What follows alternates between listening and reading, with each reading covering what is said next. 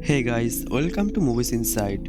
तो कहानी की शुरू में हम एक फ्लाइट को देखते हैं जो कुछ पैसेंजर को लेकर अपनी मंजिल की ओर जा रहे थे। सब कुछ ठीक ठाक चल रहा था। अचानक प्लेन में एक झटका की मैसेज होने लगते हैं। प्लेन में बैठे पायलट कहता है, घबराइए मत, ये बस एक मामूली सी झटका है। लेकिन इन्हें क्या पता, इनका प्लेन एक बर्फीली तूफान में फंस चुका है। कुछ देर बाद झटके तेज होना शुरू हो जाता है और इन्हें जिसका डर था वही होता है। प्लेन तेजी से नीचे गिरने लगता है क्योंकि प्लेन का दोनों इंजन फेल हो चुका था और प्लेन एक ऊंची पहाड़ से टकरा जाता है। इसकी टेल उससे अलग हो जाते हैं। पीछे वाले सीट में जितने भी लोग थे उनके साथ उनका सामान भी नीचे गिर जाता है और उनकी मौत हो जाती है। लेकिन आगे बैठे लोग अभी जिंदा थे। लेकिन प्लेन का आगे वाला हिस्सा एक और बार पहाड़ से टकराता है जिससे कुछ पैसेंजर बुरी तरह से घायल हो जाता है। अब दो लोग प्लेन के आगे वाले ही सीट में जाते देखते हैं। एक पायलट अब भी जिंदा है और उनसे रेडियो कैसे ऑन करते हैं ये पूछते हैं। लेकिन इसका कोई फायदा नहीं था क्योंकि रेडियो की बैटरी अब जा चुकी थी। अब इन्हें बस रेस्क्यू टीम के आने का इंतजार करना होगा। अब उस पायलट के साथ कुछ घायल हुए लोग भी मारे जाते हैं। अब ये लोग प्लेन से सीट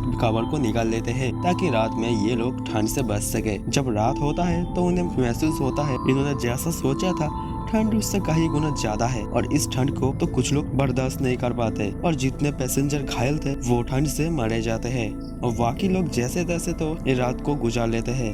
अब सुबह हो जाते हैं और लोग भी कम होते जा रहे थे। तीन लोग बताते हैं, अब अगर हमें यहाँ से जिंदा बचना है तो हमें रेडियो की बैटरी को ढूंढना होगा और उसकी बैटरी उस टेल में है जो पहले से ही टकरा कर ना जाने कहाँ गिरा हुआ है। अगर हम उसे ढूंढ पाए तो काम बन सकता है। एक लड़का कहता है, ये मुमकिन नहीं है। अगर हम बाहर गए तो ठंड से मारे जाएंगे और हमें पता नहीं वो टेल कहाँ पर गिरा है। अब 4 दिन बीत जाते हैं और मरे हुए लाशों को बाहर निकाल देते हैं और उसे दफना देते हैं क्योंकि उससे अब बदबू आना शुरू हो गए थे।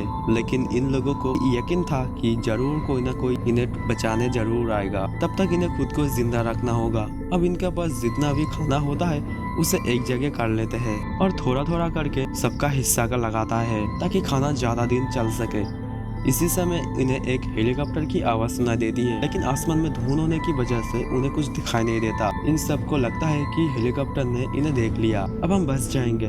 तभी एक आदमी कहता है, उसने हमें नहीं देखा और यही सच है और हमें झूठ को सच मान के खुद को तसल्ली नहीं देना चाहिए और यही सच है कि उन्होंने हमें नहीं देखा। और ऐसे ही एक और रात गुजर लेता है। ये लोग सोचने लगते हैं कोई ना कोई तो हाँ जरूर इन्हें ढूंढने के लिए आ ही जाएगा।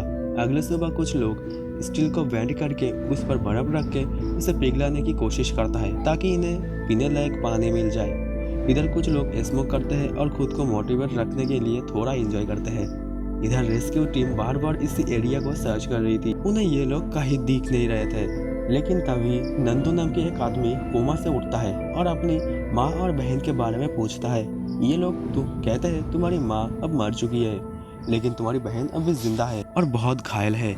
वो अपनी बहन के पास चला जाता है और कहता है, तुम डरना मत, मैं आ गया हूँ ना, अब तुम्हें कुछ नहीं होगा, गॉड हमारे साथ है।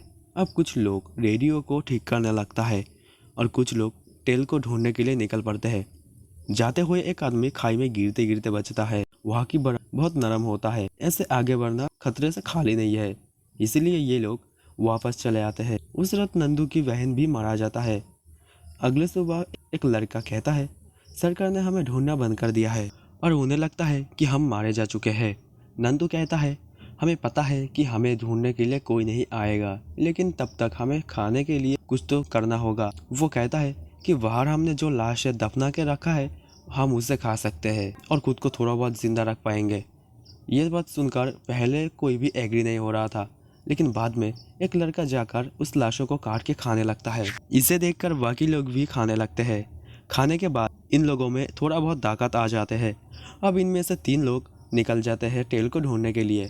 ये लोग चलते जाते हैं लेकिन कहीं पर उन्हें टेल दिखाई नहीं देता। इधर एक आदमी कुछ मीट को काटने लगते हैं तो नंदू उसे कहता है, मुझे नहीं लगता कि वो लोग जिंदा रह पाएंगे क्योंकि उन्होंने बहुत ही कम कपड़े पहने हुए थे। अब उन तीनों को देखते हैं जो एक पहाड़ के नीचे बैठे हैं लेकिन उनके ऊपर बर्फ का लेयर जम चुका था। लेकिन अच्छी बात यह है कि वो लोग अभी जिंदा है। अब ये तीनों अब वापस आते हैं और एक प्लान बनाते हैं कि वो पूरे कपड़े और खाने को अपने साथ ले जाएंगे ताकि वो लोग ज़्यादा दिन रुक पाए। उसी रात वहाँ पर बर्फ का तूफान आता है और सारे लोग बर्फ में दब जाते हैं। कुछ लोग तो मारे जाते हैं और सुबह ये लोग बाहर आ जाता है।